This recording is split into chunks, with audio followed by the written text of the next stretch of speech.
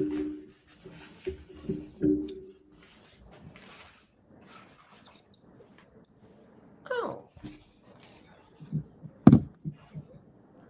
Looking for this microphone.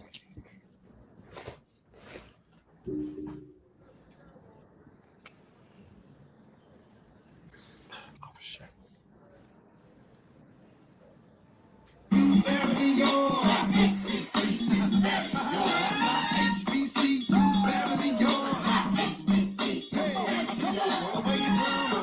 Where you from? Where you from?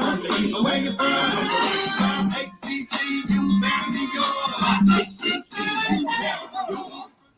Hey, what's happening, everybody? It's your boy, it's your uncle, it's your cousin, it's your best friend, and you have tuned into the HBCU Man Cave, where men can relax, release, and relate. I'm your host, A. Harris Brown, and I got with me in my man cave today, one of my man cave inhabitants. I got Shane Kane, all the way, usually in Seattle, but in Tampa, right? Or Jacksonville?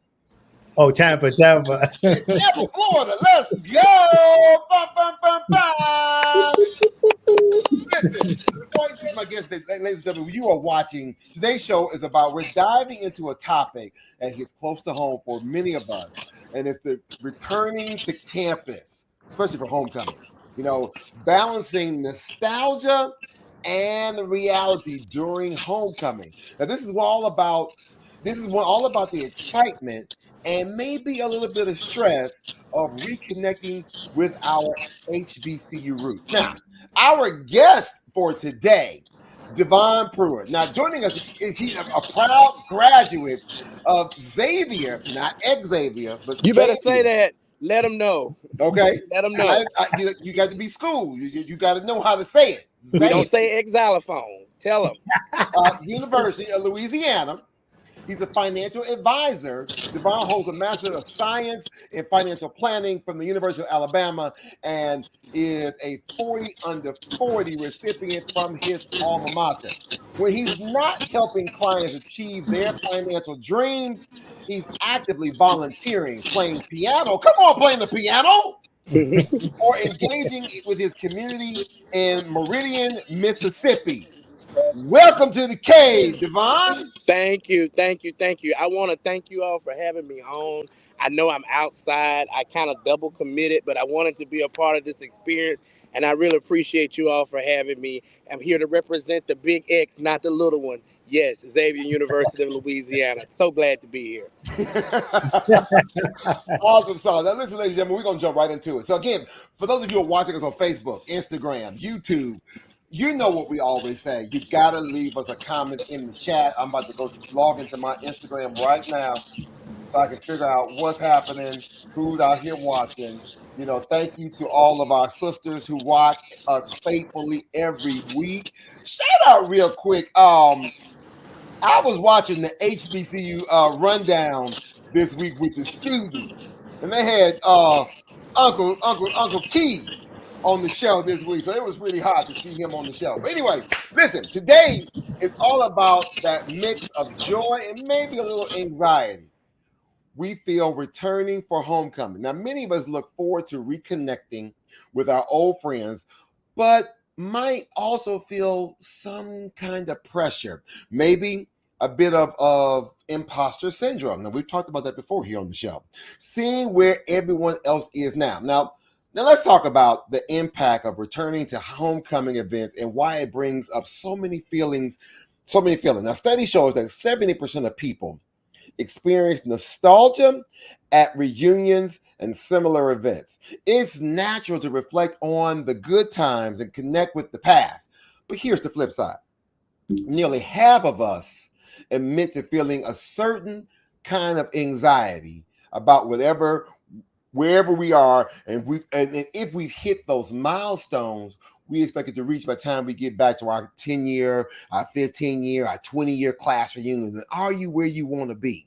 Or maybe there might be some other kind of anxiety going back to campus. So social media also amplifies this. It can seem like everyone else has it all figured out. But remember, those highlight reels aren't the full story.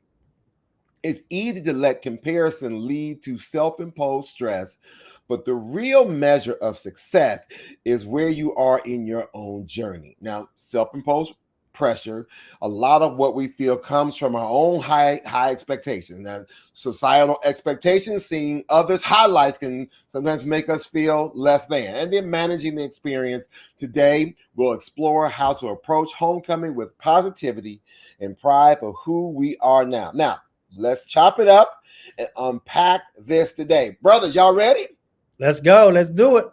Let's go. All right. So, Devon, sometimes depending on the topic, I go straight for it. So today I'm going straight for it. Anybody can answer these questions. So my first question is, how do you balance the excitement of reconnecting with old friends with the reality of who you are today? I'm a little different. I've never really gay. Is this a PG show? This is just the man cave. This the Okay. man cave. I rarely give a fuck what other people think, and That part. how they, because you may have gone to, like, coming to campus, and somebody may have graduated and went straight to medical school right after undergrad, and they could be the most stressed out people in the world. When I go to campus, I'm looking to reconnect with people, whether they are friends, old professors, old staff members, who were a part of my maturation from teenager to adulthood. And when I'm going there, I'm looking to go hug those, dorm mothers that, didn't write you up when you snuck in late, or go talk to that dean. Go talk to that dean that, saved you from getting academic suspension. I'm going there when it comes to, like, faculty and staff, to show them I'm a good return on your investment. Come As far on. as Come far on as, now. as far as friends are concerned, um, it's not a competition. These should be genuine people in your life who got just as much issues as you do. They might have the money. They might have moved in a, 6-7 figure home, but they're still human. They still have issues. And when I go to homecoming, where's the food? Where's the liquor? Where's the after party? Because it's supposed to be a family reunion.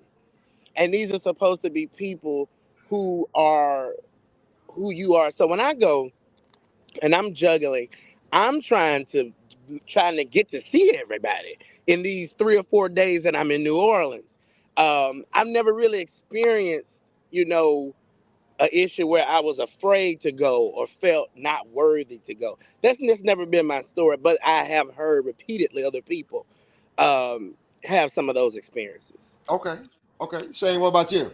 I mean, going back to what you were saying, I've heard a lot of stories.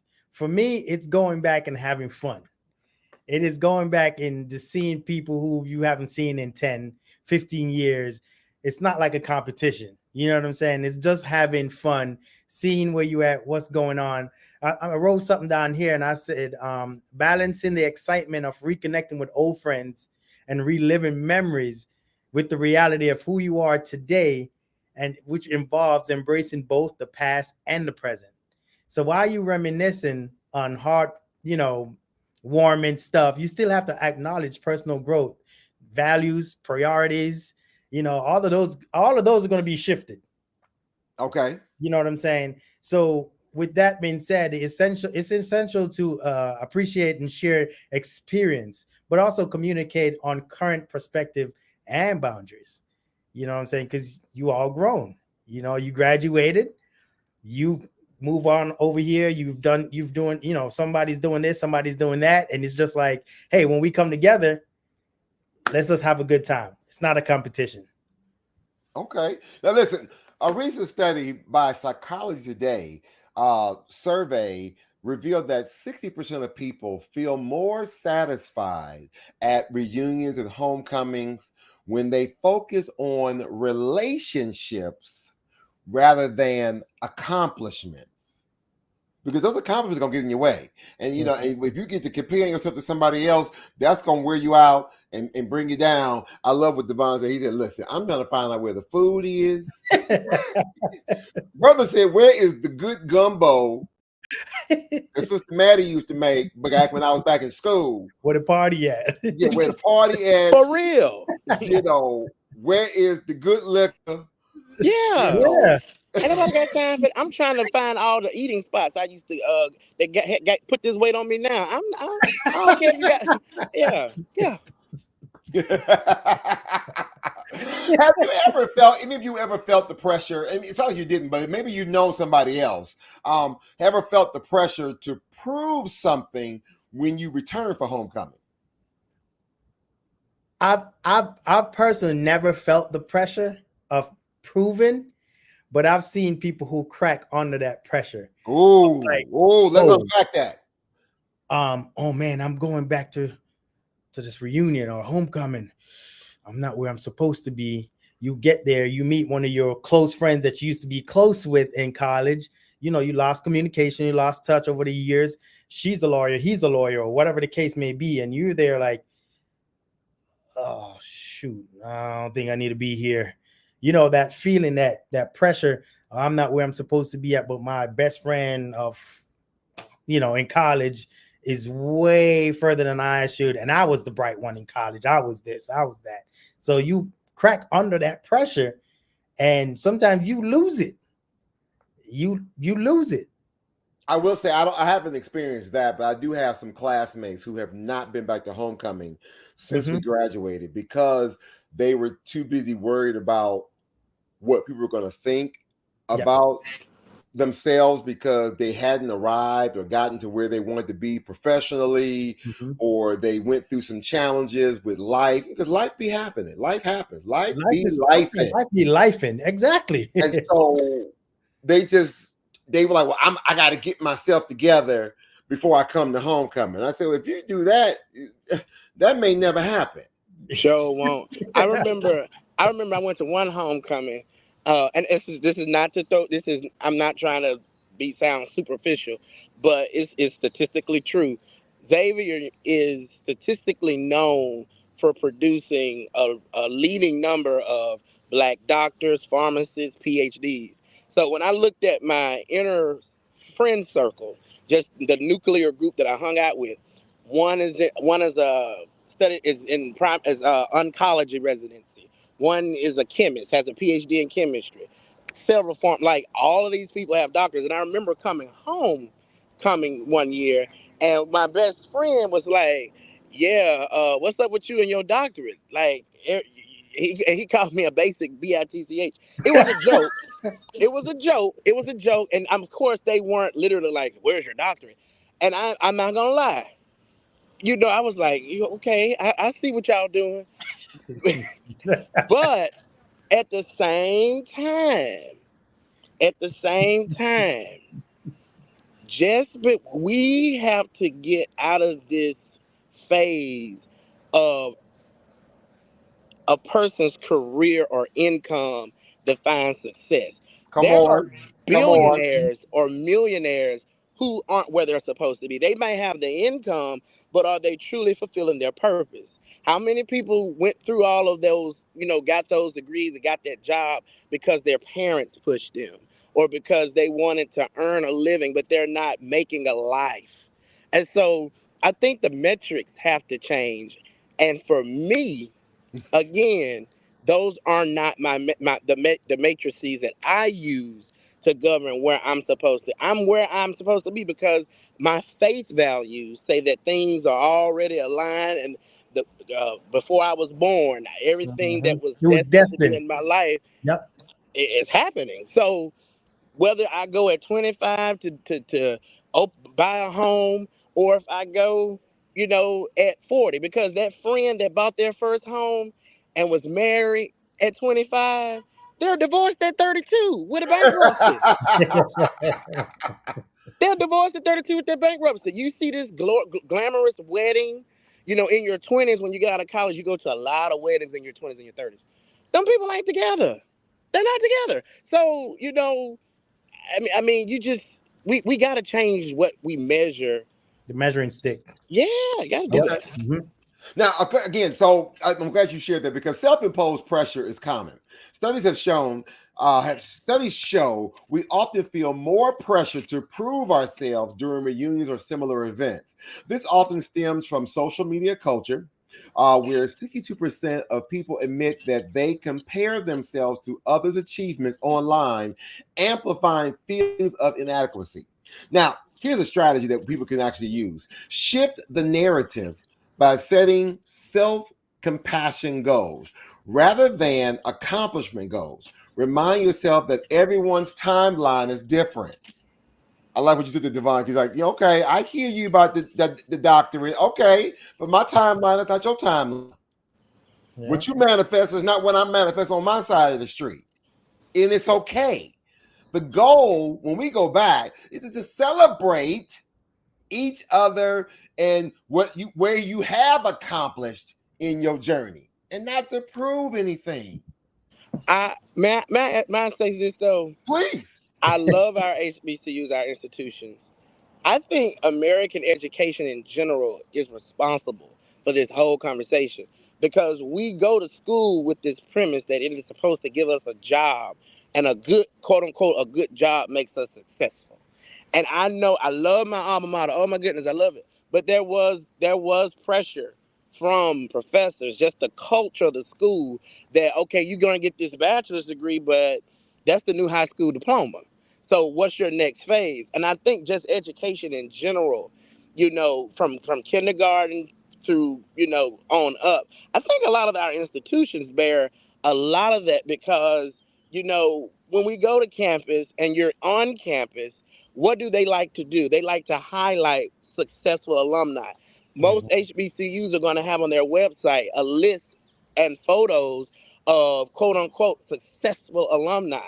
Uh-huh. And that's kind of the unspoken goal attainment to make your alma mater. And so I think a lot of our institutions bear some responsibility on this too.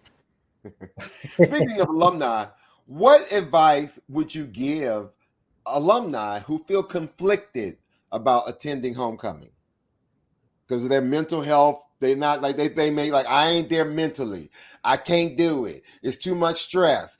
It's too many people. Or I'm tripping right now. What advice could either one of you all share to those alumni who feeling kind of I got the shakes on me, right? I got the hanks on me, and I got to shake them off.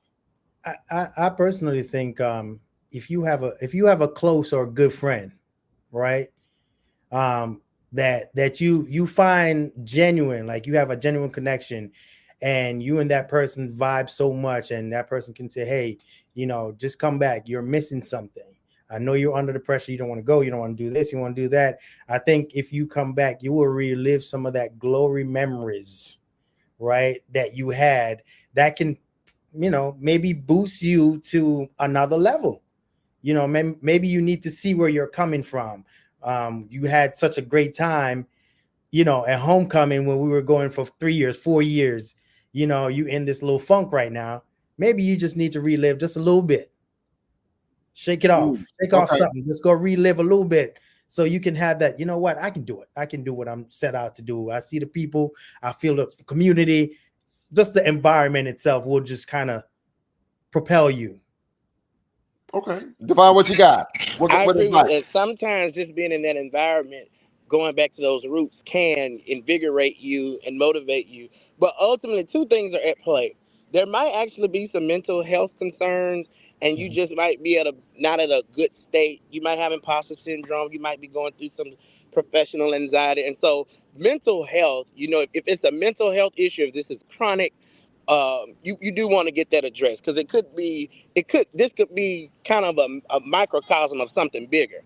If it's not mental health related, I would suggest doing two things. If you feel some type of way about where you are in your life and you don't like it, then you need to get on your shit. It could be you.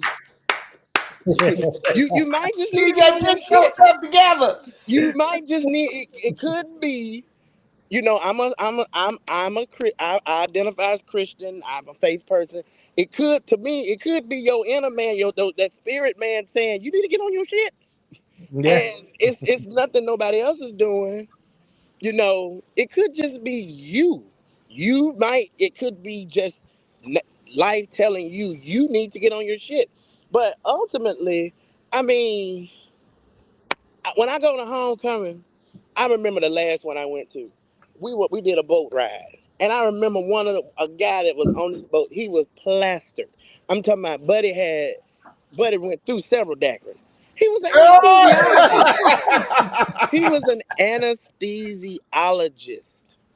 But when he was on that boat, he was Buddy from back in college. Not Like, Buddy Love. Was it Buddy Love? no, I just say, but I don't want to say his name for confidentiality. But sometimes you just need to take a shot and just go out there and just walk around on that yard, and it could be life speaking to you, God speaking to you, universe, whatever you want to call it, to get on top of your game. Go finish that semester that you sat out. Mhm. You might have had that kid that set you back from going to graduate school. Your parents may have gotten ill and you had to take, an alternative career to be closer to them. Okay, this could be a sign that the dreams delayed are not dreams denied. And Okay, Okay. okay. sometimes, yeah, so All right. that's how I feel about it. So now, but what about the people who feel torn about attending homecomings because they didn't have a positive college experience? Though in fact, here's the thing: 40% of alumni report feeling some hesitation to return to their alma mater because of past memories. They had a bad experience, and I don't want to come back. What do you tell that person? Well, I don't want people to put themselves in a traumatic environment. I had a good friend that was robbed, and it just triggered her, um, so that she never wanted to come back to the whole city of New Orleans. That could have happened anywhere. Um, Ultimately, I would say if you feel in some type of way, look at it as a networking opportunity. You probably have graduated with some people who could put you in a better position. Yeah, you're coming to have fun, but if you don't feel like you were where you are, you want to make lateral moves, or make moves up. Use it as a networking opportunity. Okay, Change the dynamic. So you were there as a college student. Now you're an adult. That college could provide you networks, conduits to do other things. So just change your perspective. You're not going back as a student. You might be going back as an alum who's looking to leverage relationships with your department, with your classmates, and things of like that. You might have an opportunity to work on campus. So, with that being said, you can have, you can have those things. okay. Shane, what you got? I was gonna say the same thing. Using that opportunity, using that playing field, right, as a way to network, to get your foot in the door to where you actually want to be, right? Because you're gonna want to be you want to do certain things, right? And you're not Mhm. there. And guess what? That opportunity of you being there can like propel you. You can network around, you can find you that job that you actually want to get but couldn't get out here. So I agree, you can use it as a network and as a foot in the door kind of thing. Okay, so again, I love what you all talked about. So if I can kind of sum this up, saying we can take this opportunity to redefine homecoming as a new opportunity. Yes. You're not just returning to a place, but you're also able to come back and create new memories, new opportunities, new networking, new connections, and redefine your relationships with this experience. Focus on the present. Yes, yeah, it happened. Mm-hmm. Whatever happened, it happened. We recognize that. But if possible, attend, maybe take a family friend or, take your boo. I don't know. Just No, we get don't. We don't somebody. take sand to beaches now. Hold on.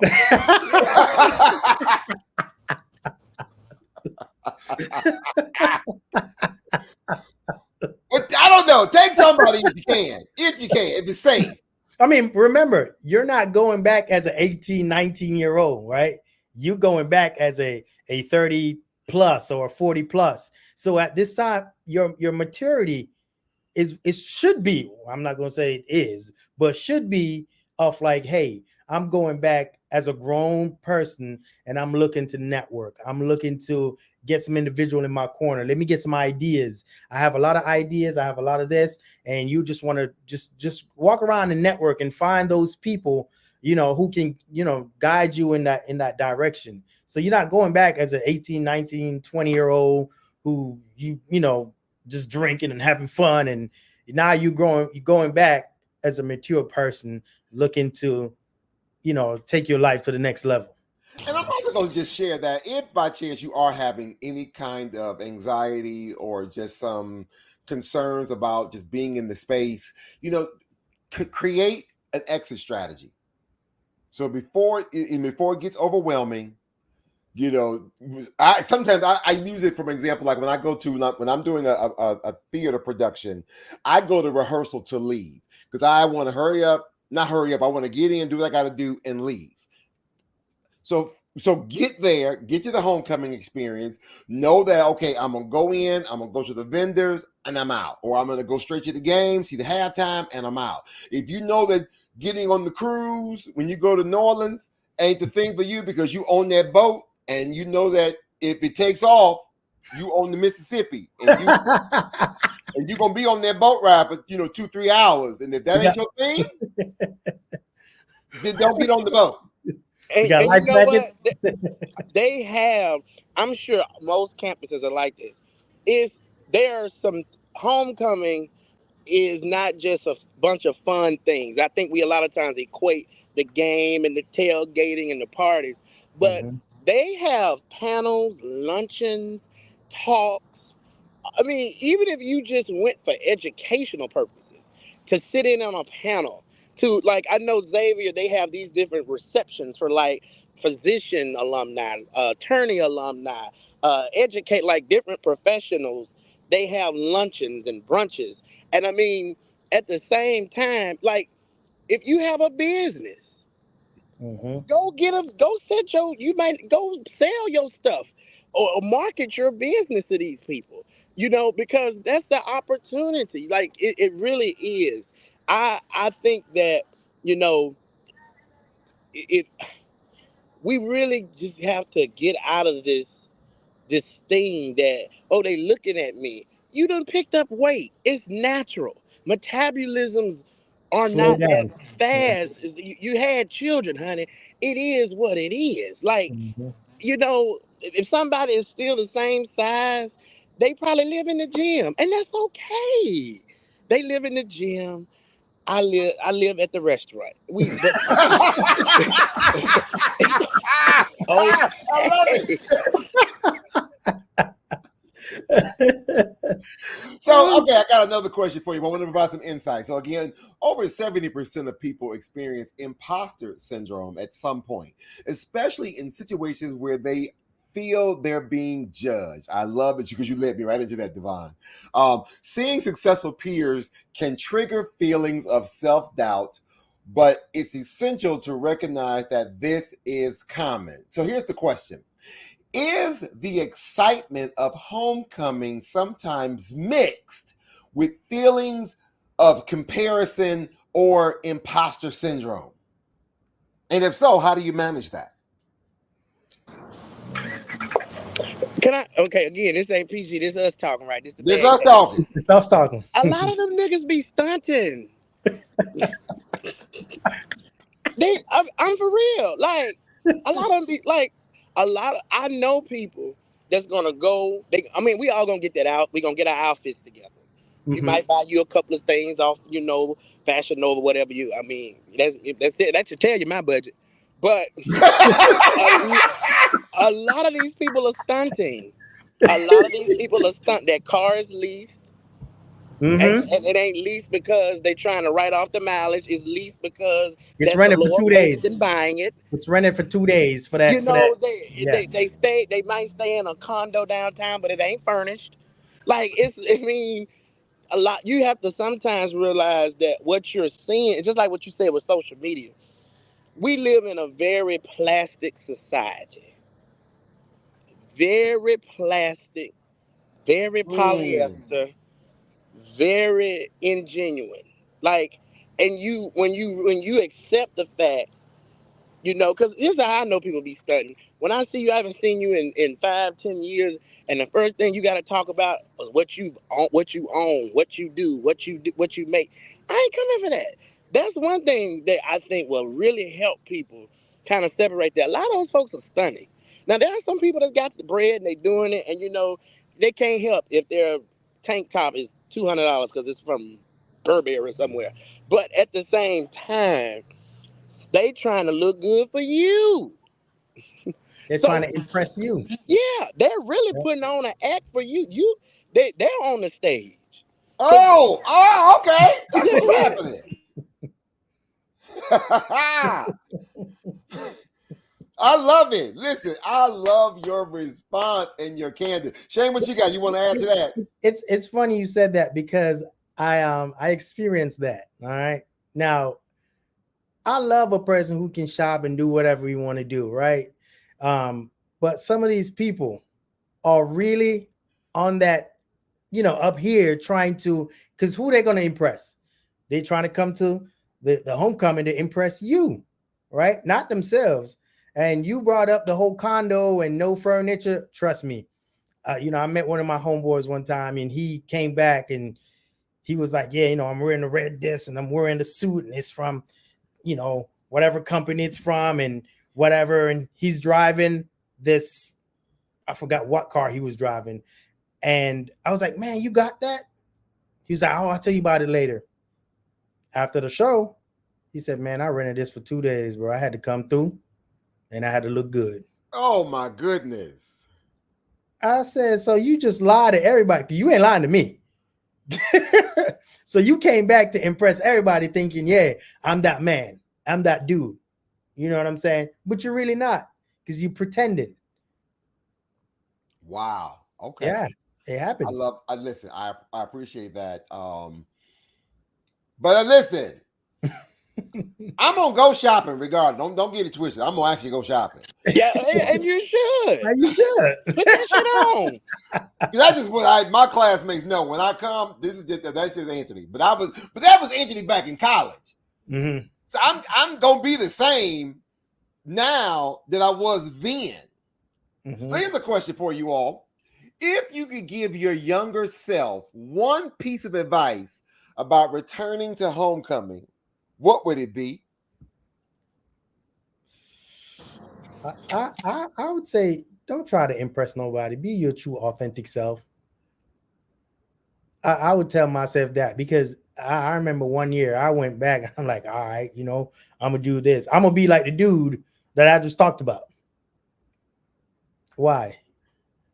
I would tell myself, come through, be the authentic you. You know what I'm saying? Be the Fashion Nova, be the Sheen you, right? Not the Timu. Not the Timu you. Why are you impressing somebody? For what reason?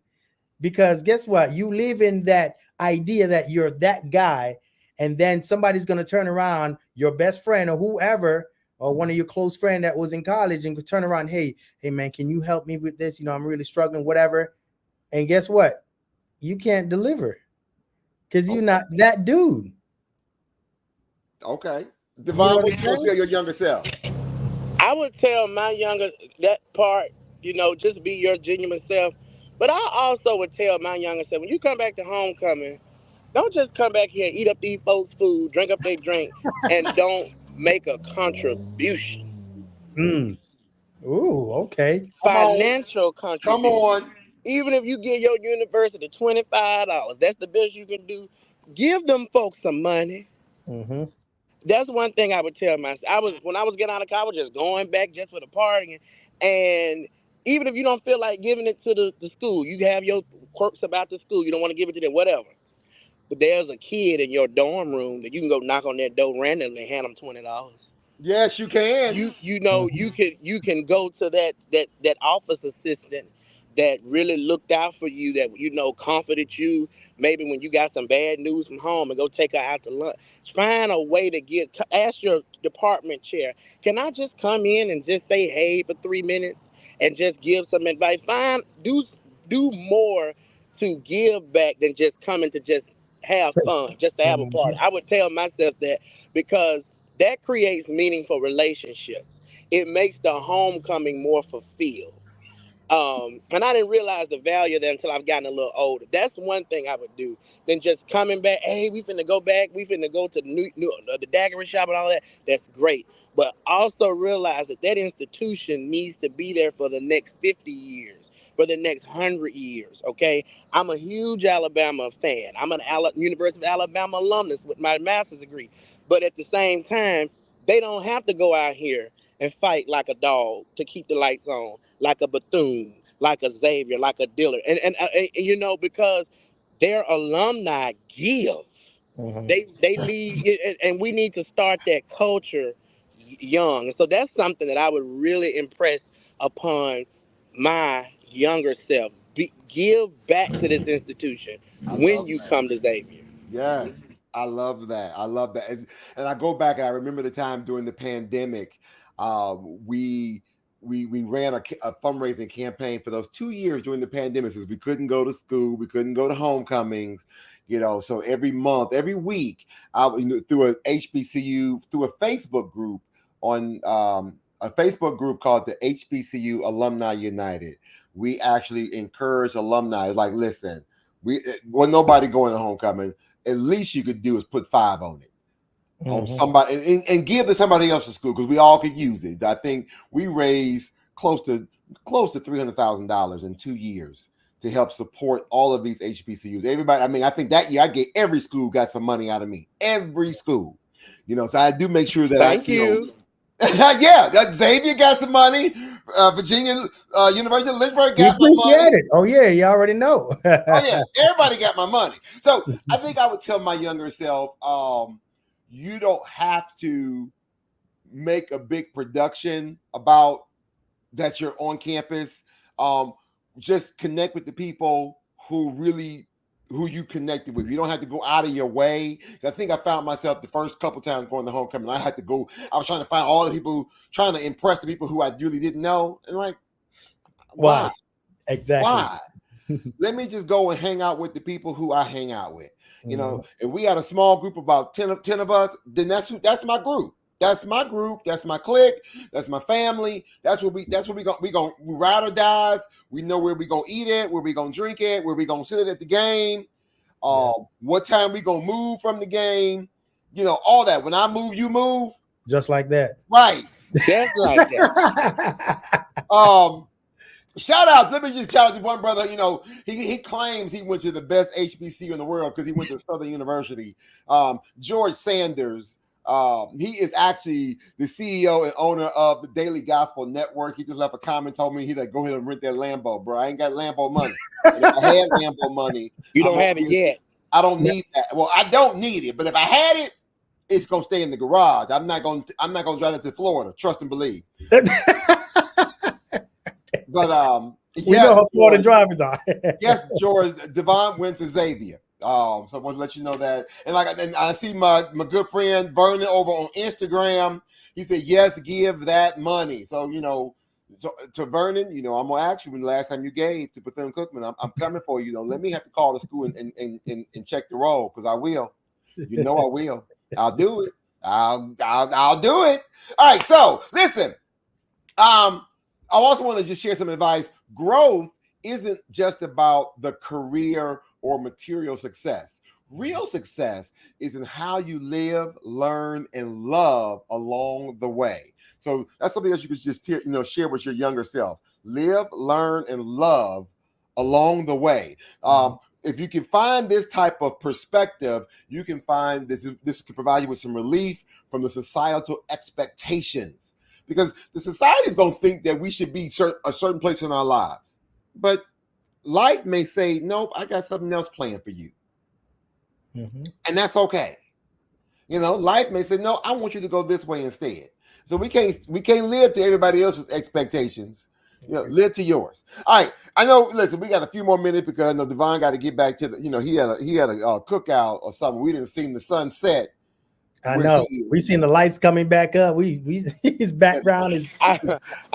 I'm I'm in Dallas. I'm studying for the CFP exam, Certified Financial Planner exam, and I'm in Dallas, and we've been in class from 8 to 5:30. So, when I got a class, I need a debriefer. So you need a I'm meeting some, self-care. yeah, I'm meeting some friends inside of a bar, but I told them I got to handle. I mean, they know how I am. You know, I've walked out of parties and did business on the phone, so they know what's up. But yes. Okay. So, so what role does mental health play in navigating the homecoming experience, and how can alumni prioritize it? Now, let me before you answer the question, let me give you some insight where I'm going with this. Research highlights that major social events such as homecoming can bring up past anxieties that we talked about or create new ones. It can happen. In fact, about 30% of adults report increased anxiety in situations that involve reunions or reflections on past experiences. So, with that, again, how does the role of mental health play in navigating the homecoming experience, and how can alumni prioritize it? You might just need to go back on campus and have that cry. It might actually help you to walk on campus and remember and just and reflect and just break down crying. I remember I'm not gonna go on a deep end, but my sophomore year was real. It was I didn't think I was gonna make it. Like I had a lot going on mentally, and I remember the first time I ever went to see a mental health professional on campus, Miss Dixon, bless her heart. Um, like sometimes you need to revisit that place and address Ooh. it and look it in the eye and embrace that and work that through. I mean, it's like, can you face I mean, sometimes we don't want to face our accuser. That's not probably the good analogy, but you will never get over that, because I mean, you have other areas in your life that if you start building patterns where you're running from it, that's going to follow you, you know, every area in your life. You know, you might have a bad marriage, so you can't come to your child's awards day program because your ex is going to be there. I mean, granted, if you got a restraining order, I feel you. You know, you may not. You know, y'all got. Yeah, that's a restraining order. But you know, but for real, like things that we do can create patterns, and if you don't address it early, you'll start running away from other situations. You know, you might get into it with the folks at your church. And then, you know, one of your best friends has passed away, and the funeral, you're not gonna go to the funeral because you didn't get along with the pastor. Like, we can't. It wasn't an institution. It's rarely sometimes we blame the institution. It could have been the relationship or the way you handle. Find that them people didn't play with your money. You didn't pay your tuition, baby. You didn't qualify. You lost that scholarship. Them people did not. They don't give grades. They record grades. The grades. Yeah, You did that. So sometimes it's a lot of self. Okay, how can I take responsibility for this Ooh. and move forward? I like what you said earlier when you said you need to face it, right? Because a lot of stuff, I've done, you know, a lot of work in the mental health community. A lot of times, right, we create that, you know, that thing on us, and we are trying to run. Why are you running? Because it's going to follow you, and then you're creating more while you're on the way, right? So take a step, think about what you're doing, turn around, face it, deal with it, be done with it, and move on, right? Again, it's easy said and done, but once you develop that mentality, you know what I'm saying, you can face it, handle it, because once you try to run, I can tell you, I've done quite a few running, okay? And guess what? Them things He's a follow runner. me. He's a track star. Yeah!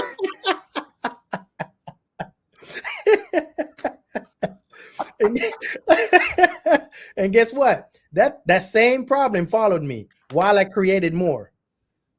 Yeah. It's like you telling a lie and you got to tell 15, 20 more to cover that one. Turn around, deal with it, handle it. Listen, ladies and gentlemen, you're watching the HBCU Man Cave. We're talking about HBCU homecomings and mental health and all of the nuances of what does it mean to go back and anxiety and stressors and what's the triggers, things of that nature. Listen now, unusual. Now, again, shout out to Kevin. I know he's watching the show. He wasn't feeling well today, so I wanted to just lift him up, just keep him on the prayer list. And hopefully hopefully he's well enough to be able to make it back to school tomorrow. We're not done yet. I'm just kind of just get a couple shout outs real quick. And I know that Devon needs to get back to his family, his company, his classmates, back in the restaurant. So Shane and I gonna go finish up a couple more questions. But Devon, I'm gonna let you go. Before you go, I want to say, is there anything that you want to share with us? What's happening in your world? You kind of alluded to one or two pieces. You're in Dallas now, preparing for a test. But anything else you want to share? What's happening in your world? I'm gonna tell you why I'm getting this. It's called a CFP. It's the cousin to the CPA, a CPA, certified public accountant. Well, this is certified financial planner. And the reason why I'm bringing this up, why it's important for my alumni. When I say alumni, my HBCU alumni, this is big for me because we as Black people of color, however African American, however you want to classify yourself, we have to be twice as good, work twice as hard to be considered average. Some people can literally just wake up, do the bare minimum because of the privilege that comes with their life. They may have been born into wealth. They may have a certain skin complexion, certain privileges. It is so important that in your field, again, getting your shit together, that you get to places where you are getting certifications, designations, and things that will put you in a position so that when you do come to homecoming, you can own that car and not rent it. You can do those type of things. And so I think most of this conversation stems from, I'm not balling, I'm not there financially, I'm not there career-wise. This country got its problems.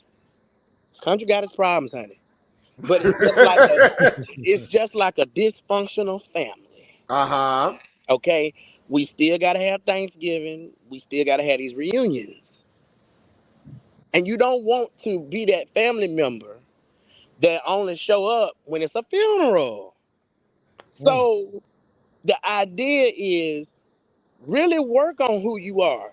If it's the career that needs to get better, work on your career. If you don't like if you was the baddest on campus and now you bad built, work on the body. You got to work on these things that that are holding you back. I want to walk in a room and say I'm a certified financial planner. I want to clear out competition so that if they look at my Black skin and want to prejudge me, I have passed the same marks you have. What's the difference? It wasn't no affirmative action. They didn't give me an extra 10-point curve because I was Black. I did exactly what you did and I made it. So I'm encouraging all the listeners out here, take time, invest in yourself. You get this. This is one thing. You say you're in theater, you're in production. You don't get a second take at life. You got one take, lights, camera, action. You got to get on this stage and you got to give a hell of a performance. Uh-huh. So you really, wherever those areas and those deficits, and we all got them. We all have deficits. But that's what's the joy of living. We can improve. We are constantly striving to reach a place of, and we'll be perfected when it's all over. So this conversation is just, again, it's a microcosm of something bigger. Okay, that school is your family. It's your family. It gave you an education. It helped me. Cause I don't know about how y'all felt. I became a man at college. I tell folks all the time, it's something about those college friends. They just hit different than the high school. Oh, yeah, they do. Childhood, neighborhood. And you just gotta embrace that. And I want to thank you all for allowing me to be a part of this conversation. A little old guy from Meridian, Mississippi, hanging with the big dogs tonight. This means a lot to me, and I hate to leave. I found I was invited, a few days ago, and I didn't want to turn it down because I looked at the topic, and I love some nostalgia. I look at videos from the '90s, on Instagram, because as you get older, I started to see why Grandmama and Big Mama used to be like, Lord, those were the days, because we had a time. Baby, we had I a know it. time. The time was bad. Some of y'all were blessed to go to college without social media. So, look, you had a memory right there, didn't you? So anyway, I want to thank y'all. I got to run, but thank you for having me, and please invite me Wait, back. do you want to talk about? Wait, before you go, are you still running for a treasurer for your National Alumni Yes, Association? I am running for treasurer. There's a big truck going by. I'm sorry, y'all. I am running for national treasurer of the Xavier University of Louisiana, a National Alumni Association. Now, if you're not an alum of Xavier and you haven't given them $1 in the past year, you can't vote, but you can pray. Okay. And you can follow me on Instagram.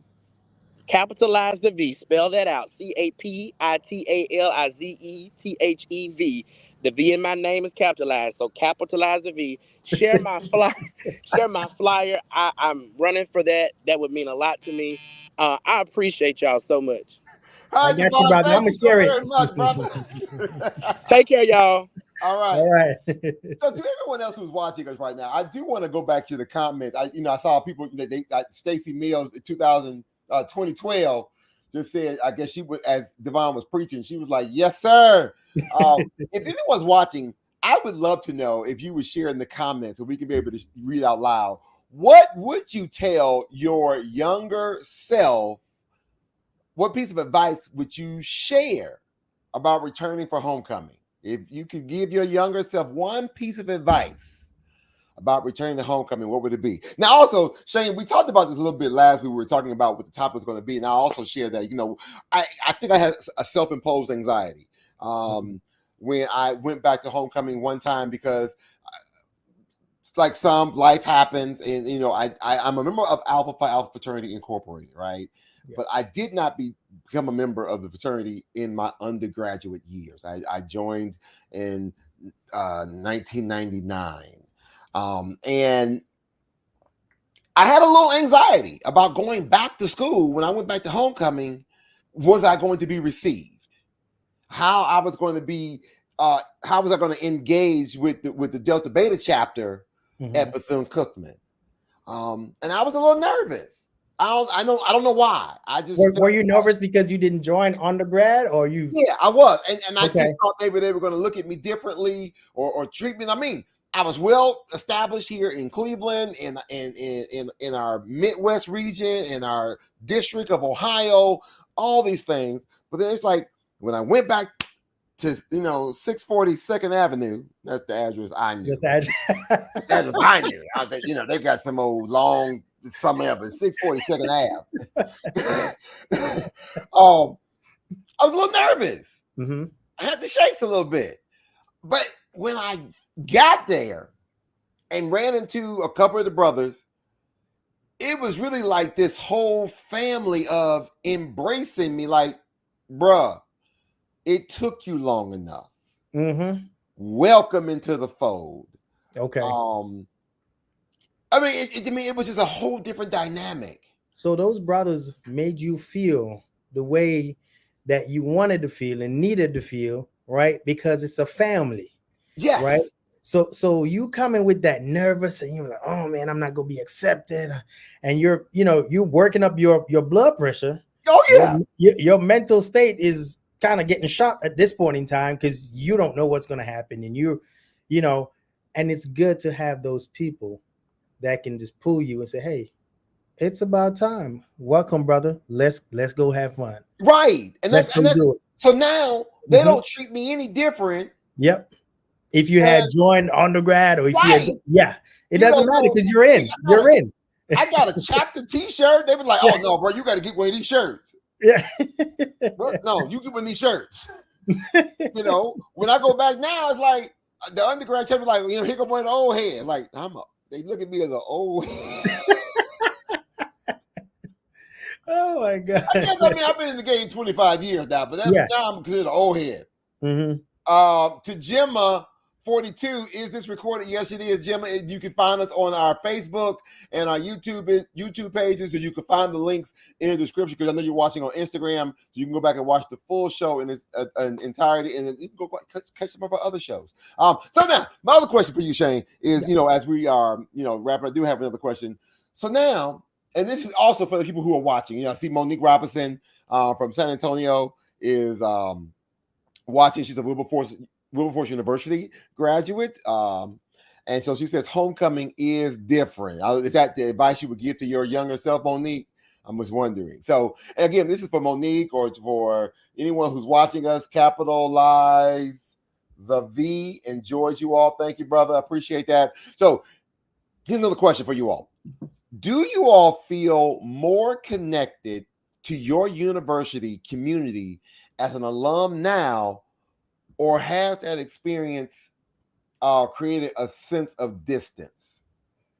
Do you feel more connected to your, based off of whatever stressors, whatever trauma, whatever, maybe you like Devon said, you went to the campus and maybe you cried it out.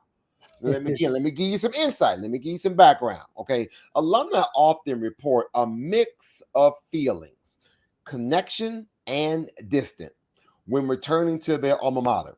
Nearly 40% say that returning as alumni feels different due to personal growth, shifting life priorities, or even changed campus dynamics. This all came from the Association of American Colleges and Universities.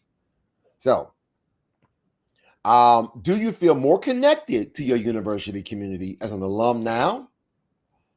Or has that experience created a sense of distance? I'm going to go to the chat real quick. I think Gemma 42 says, I think so many young people can benefit from hearing this. Thank you so very much. Yes, we need to share this loud and proud. Kevin Perry on Facebook said, homecoming is a family reunion. Come on, bruh. Bethune-Cookman College, Activator, 1981. See what I'm saying? That's one of the bros right there. That's one of the brothers right there. Yes, sir. Monique says, I feel more connected. And you all can, once our producer puts the comments on the screen, you can see the comments as well. She says, I feel more connected now, but I'm a legacy. Because her mom and dad also went to Wilberforce. And so I'm able to make full circle moments because I have grown up. Because I've grown up. There we go. Yes, because I've grown up. Yes. Okay. Thank you, Monique, for sharing. So Shane, what you got? What about you? I definitely, I personally feel like it's not a distance thing going back to homecoming as an alumni, because again, you remember we talked about being 18, 19, 20, right? You in that phase, you in that mindset, you're there, you're partying, reunion, all that good stuff. But when you go back as an alumni, as somebody who has paved their way in life, right? Somebody who has matured in so much or so many different levels, you're coming back now to do a lot of networking. You're coming back to give back to the university, to see what's going on, where you can help out, where you can make a difference in, just an overall sense of being there and see the growth of the university or college that you once was. So I feel like it's more of a, what would you call it? A sense of appreciation, and enjoying how far the university has come from when you left to where it is right now. So I wouldn't say distance. I would say it's more of, a togetherness and making stuff happen. Awesome. Yeah. I do want to share alumni in general. Acknowledge. This is just some strategies. I want to, also want to provide you with some strategies, right? Yeah. Acknowledge that distance can be a natural part of growth. Mm-hmm. That's okay. Yep. We can grow apart, but also remember that you can engage with activities that resonate with your current value. I like Devon said that earlier about, you don't have to necessarily come to homecoming and go to the parties and go to and do all the, the food and the drinking. You might want to go back and just be on a panel, mm-hmm. or go talk to some students in your major, in your division. or for the networking to help the next generation of alumni that's going to be coming through, whether it's mentoring students, there we go, attending community events, or connecting with peers who share similar experience. I remember one year homecoming, I actually went and I actually took some students with me. I took 2 high school students with me. Oh, nice. Because I wanted them to kind of live and breathe and see what I'm talking about. The culture. Yeah, I want them to actually feel it. I need you to smell the experience. There's just something about it. I mean, it didn't even matter, whether, because one year I took them to Bethune, then I went back a couple years later, took them to Central State, because it doesn't matter to me what HBCU campus I'm on. I love the fact, okay, someone, Roe_John 1979 said, I love networking with my HBCU alumni at South Carolina State. Yes. So just being able to, Monique says facts. Studies also suggest that alumni who engage with meaningful campus events, such as service opportunities. Speaking of, I'm going to shout them out because I don't know if anyone else does this, and they probably do. I just don't know about it. I know Central State University here in Ohio, they have a visiting alumni board, and they create this opportunity where they do a visiting alumni day. Okay. So it's a whole day of just networking, volunteering, community service. They have one of that at Virginia University of Lynchburg. They call it the Hayes Allen Day. Okay. All the alumni come in, and they always come in and make a certain contributions. We don't know how much it is, what it is, but they make contributions. They come up and sit on the panel. They talk. They give some advice. They network, and who got fired at this job is now connected with certain alumni, and they're in a better position or a better job than they were in. You know what I'm saying? So it was so good to see that for myself. Okay. Monique, thank you for sharing that. So yeah, she said, so it's Central State's homecoming this week. So that alumni visit day will happen sometime this week, where they'll go back and they actually do a day of service where they may be planting flowers. They may be, helping do a campus cleanup. They're writing the checks. Okay. They're writing the checks. I had another alum. Her name is Dana. She's out of Chicago, and she started an initiative. I can't think what it was. I can't think of the name of it, but she had an initiative where she was encouraging alumni to go back, when they go back to homecoming, to go to your freshman dorm and knock on the door of your freshman dorm and give that student a donation. Just to pay it forward, just like to relive that moment of, hey, I used to live in this room, and here's $20 or $25, or here's a gift card to go to the grocery store, or whatever the case may be. I actually did that a couple years ago. Wow. I went back to my dorm because the president, we're real cool. I went back and I said, hey, I had about 4 or 5 gift baskets in my car. Okay.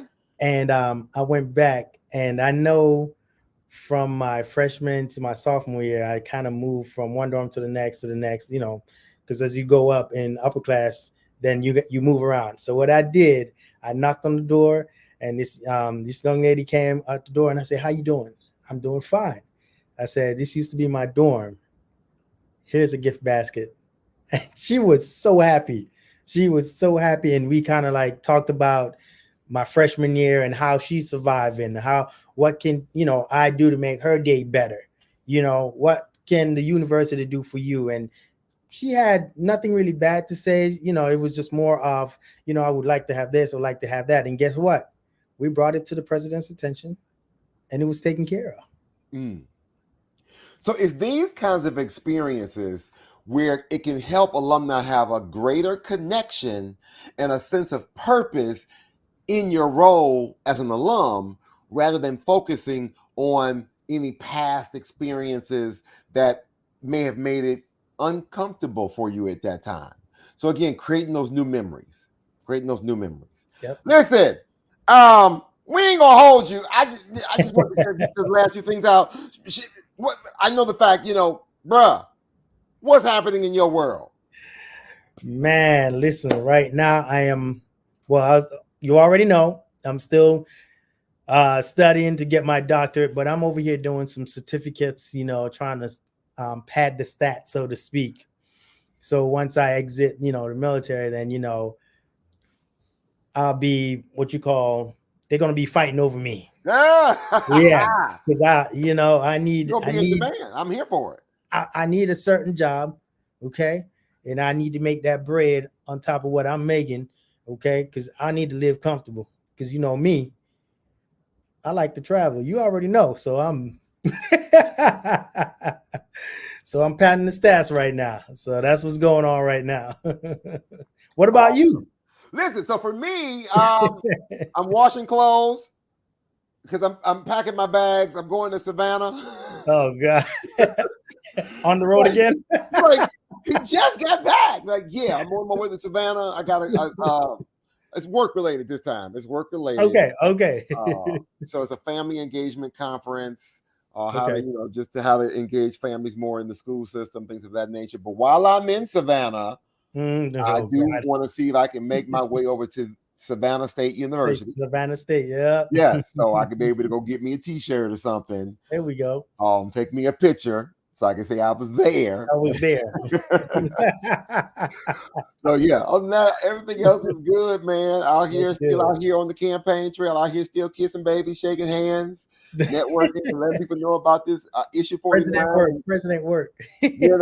Out here, letting people know about issue 49 in Cleveland, so people can hopefully pass this levy and operating bond issue, so we can be able to support our scholars, continue to build new buildings, provide resources and mental health supports, and keep people employed. So, with nobody saying, well, why my child got 45 people in the classroom? Because we had to do budget cuts. Mm-hmm. What happened to the dean or some of the other campus people we had in the building that was providing resources and support? Yeah, they budget cuts.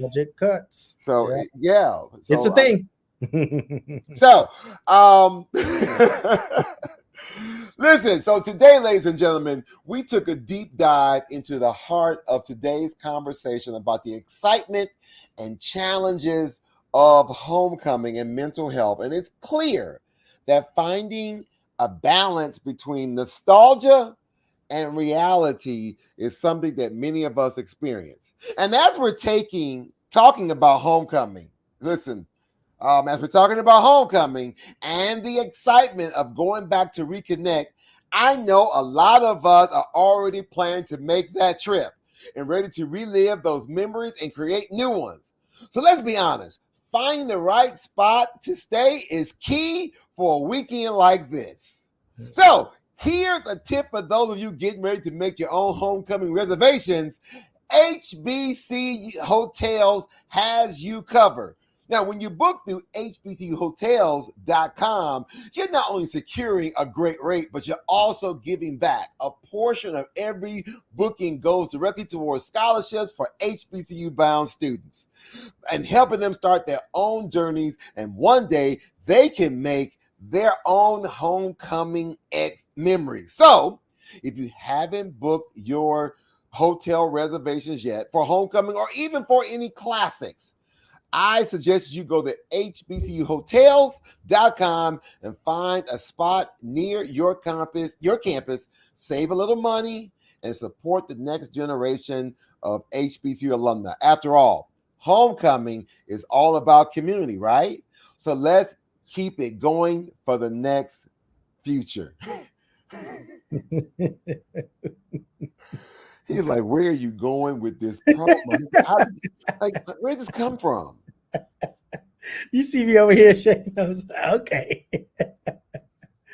Yes, I did it again. Okay, Craig 74.